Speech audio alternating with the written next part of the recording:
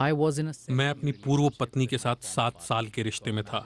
किसी भी दूसरे विवाह की तरह शादी का शुरुआती समय बहुत अच्छे से और शांति से बीता, लेकिन धीरे धीरे वो बदलने लगी।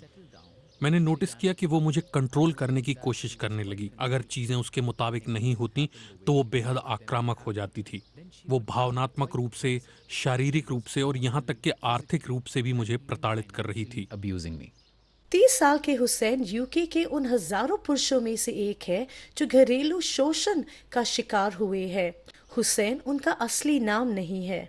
अक्सर समझा जाता है कि घरेलू शोषण और हिंसा के मामलों में महिलाएं पीड़ित होती है, लेकिन ऐसे कई मामले सामने आए हैं जब महिलाओं के हाथों पुरुषों का शारीरिक, भावनात्मक और वित्तीय शोषण हुआ है। मैंने अपने जीवन के लगभग 7-8 सालों तक इसे झेला, लेकिन मैंने जाने का फैसला तब किया जब मुझे ये एहसास हुआ कि मेरे बच्चे के लिए इस तरह के माहौल में रहना ज्यादा हानिकारक है। किसी को अंदाजा नहीं था कि मेरे साथ ये सब हो रहा था, लेकिन जब पानी सर से ऊपर जाने लगा तब हम अलग हो गए। तब जाकर मैं खुलकर बता पाया कि मैंने उन सालों में क्या झेला। मेरे परिवार के कई सदस्य और दोस्तों को ये जानकर बड़ा झटका लगा। घरेलू दुर्व्यवहार के मामलों में पीड़ितों की मदद करने वाली एक संस्था मैनकाइंड के हालिया आंकड़ों के अनुसार 2019 में यूके में घरेलू दुर्व्यवहार के शिकार हर 3 पीड़ितों में से एक पुरुष था, और 2004 के बाद से घरेलू दुर्व्यवहार के लिए दोषी ठहराई गई महिलाओं की संख्या 806 से बढ़कर 2020 में 4948 हो गई है। और एक्सपर्ट्स का कहना है कि पुरुष घरेलू शोषण के मामले लगातार यूके में बढ़ रहे हैं। हम कई तरह के क्लाइंट से डील करते हैं और मुझे ये तो याद नहीं कि मैंने ऐसे कितने केसेस डील किए हैं, लेकिन उनकी संख्या है बहुत ज्यादा। और ये बहुत कुछ वैसा ही है जब दुर्व्यवहार करने वाली महिलाएं पेशेवरों से बात करती हैं।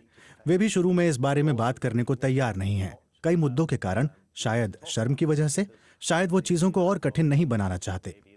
तो ये उसी तरह के मुद्दे हैं। लेकिन पुरुषों के साथ ये मुद्दा है कि अगर मैं इस बारे में बोलूंगा तो शायद लोग मुझे कमजोर कहेंगे। मेरे एक क्लाइंट ने मुझे बताया कि उसे कम्युनिटी के लोगों ने कहा है कि वो मर्द बने और एक औरत के हाथों उसे प्रताड़ना नहीं झेलनी चाहिए, और अगर ऐसा वाकई हो रहा है तो उसे स्थिति अपने कंट्रोल में लेनी चाहिए। स्थिति कंट्रोल में करने का क्या मतलब था, मुझे नहीं पता।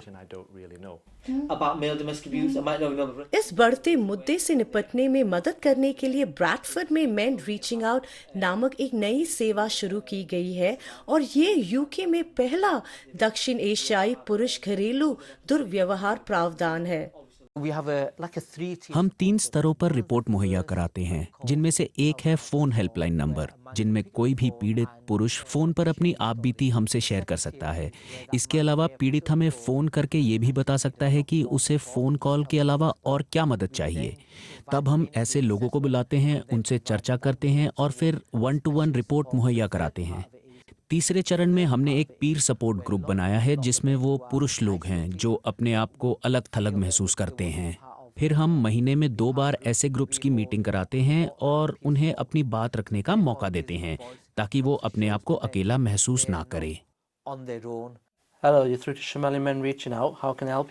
और प्रोजेक्ट से जुड़े लोगों का कहना है कि इसकी शुरुआत के बाद से इसकी हेल्पलाइन पर कॉल करने वाले लोगों की संख्या लगातार बढ़ती जा रही है। पहले कुछ महीनों में जब हमने शुरुआत की तो हमें एक महीने में लगभग 20 कॉल आए। ये आंकड़ा बढ़कर 50-60 कॉल प्रति माह हो गया है। इन पुरुषों के लिए मेरे पास ये संदेश है कि डरो मत और ये मत सोचो कि इससे तुम्हें शर्म आएगी। भले ही आप पुरुष हो, लेकिन आप घरेलू शोषण का शिकार हो सकते हैं। दुर्व्यवहार गलत है, चाहे आप पुरुष हो या महिला।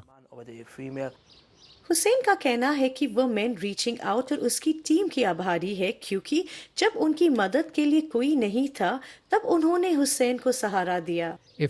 अगर मुझे मैन रीचिंग आउट से मदद नहीं मिलती तो मुझे लगता नहीं कि मैं जिंदा रहता। गगन सब्रवाल, BBC न्यूज़।